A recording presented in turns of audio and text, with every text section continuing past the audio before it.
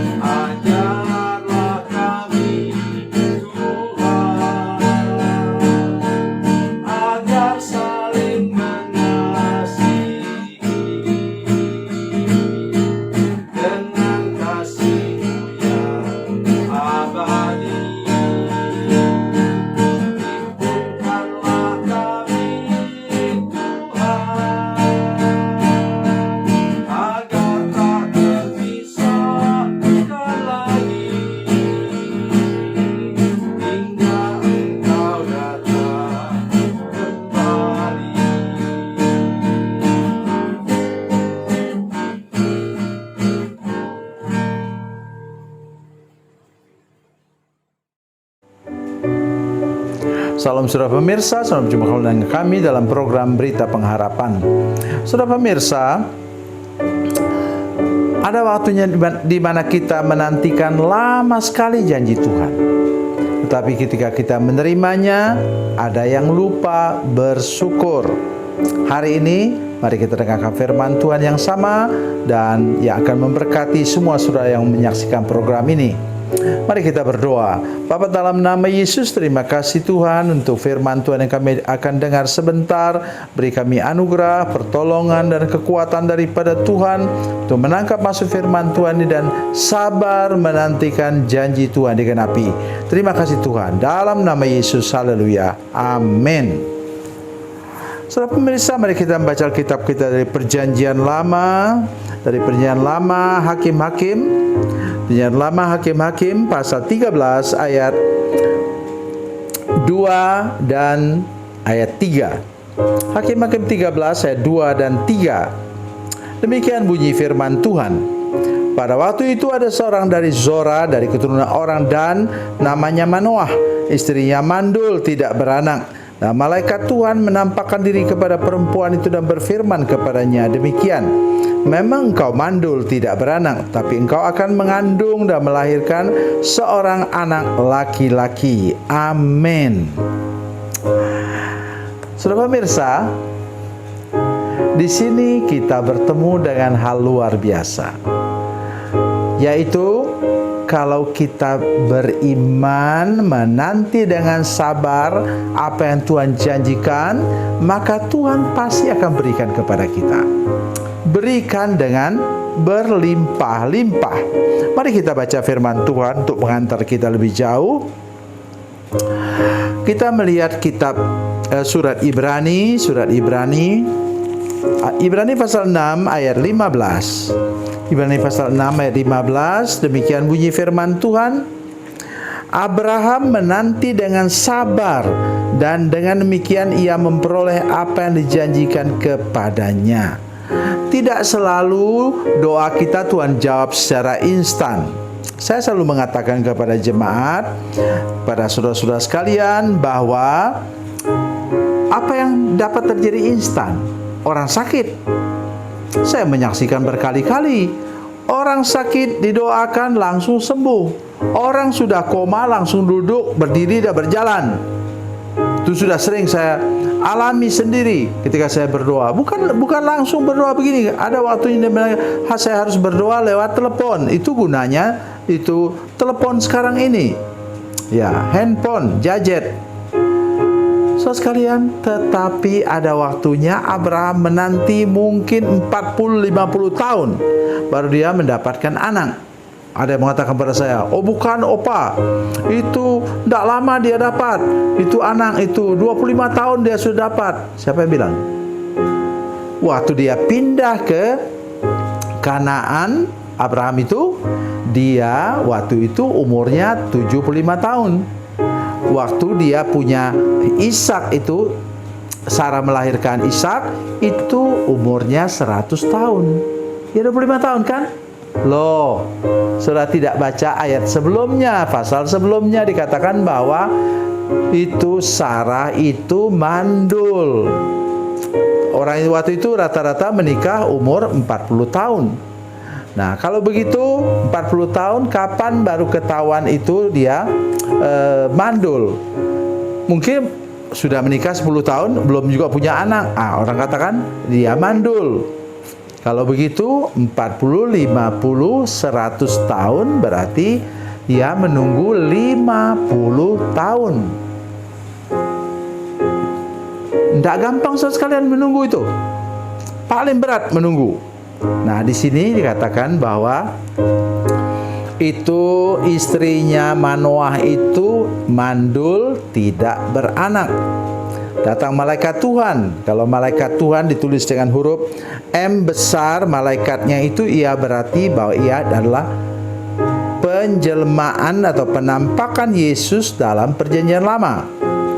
Ya, menampakkan diri kepada perempuan itu dan berfirman kepadanya. Lihat, berfirman. Malaikat tidak berfirman.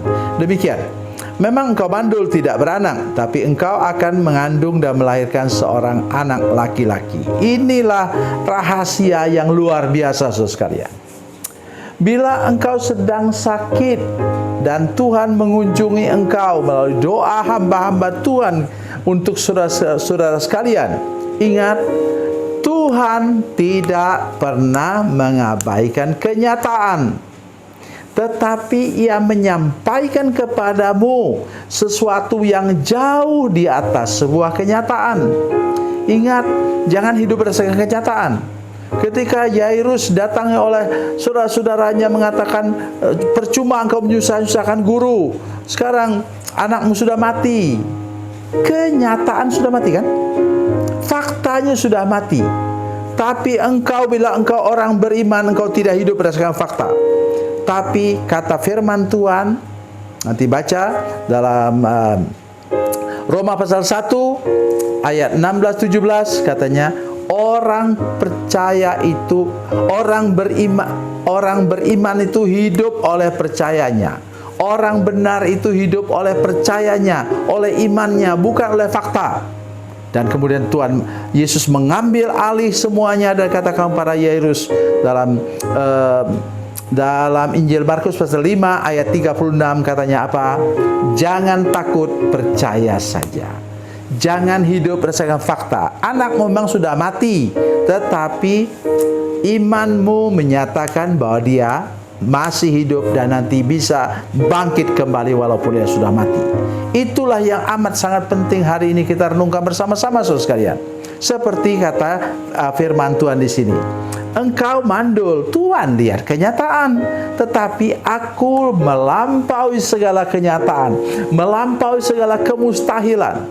Bukankah kita punya Tuhan yang katakan dalam Lukas 1:37 bahwa ia berkuasa melakukan segala sesuatu. Tidak ada sesuatu yang mustahil bagi Tuhan. Tuhan kita pegang kendali. Tuhan kita berkuasa membalikkan keadaan. Firman Tuhan, seorang hamba Tuhan mengatakan bahwa dia mengerti firman Tuhan. He can turn the stumbling block to be a stepping stone.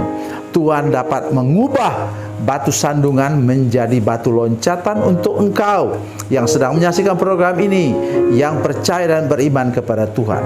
Akan terjadi sesuatu yang luar biasa dalam hidupmu bila engkau percaya kepada janji-janji firman-Nya. Tuhan Yesus memberkati, Tuhan Yesus baik. Mari kita berdoa.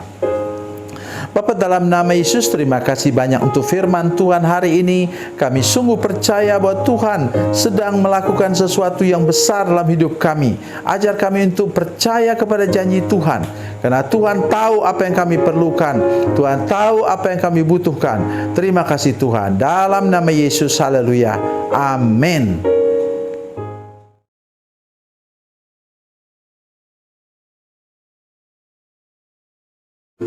Salam saudara pemirsa, mengakhiri program ini saya mohon kepada saudara-saudara pemirsa sekalian untuk bila saudara menyaksikan program ini melalui channel YouTube, maka tekan subscribe dan bunyikan lonceng. Dan bila saudara menyaksikan program ini melalui channel Facebook, tolong saudara-saudara sekalian tekan like dan juga komen. Dan demikian pula bila sudah menyaksikan program Makanan Bergizi hari ini yang tertulis, maka tekan yang sama juga, tekan like dan tekan komen. Dan tolong saudara-saudara sekalian untuk membagikan program ini, share program ini di channel saudara-saudara sekalian, supaya lebih banyak lagi orang diberkati melalui program ini. Tuhan Yesus memberkati, Tuhan Yesus baik.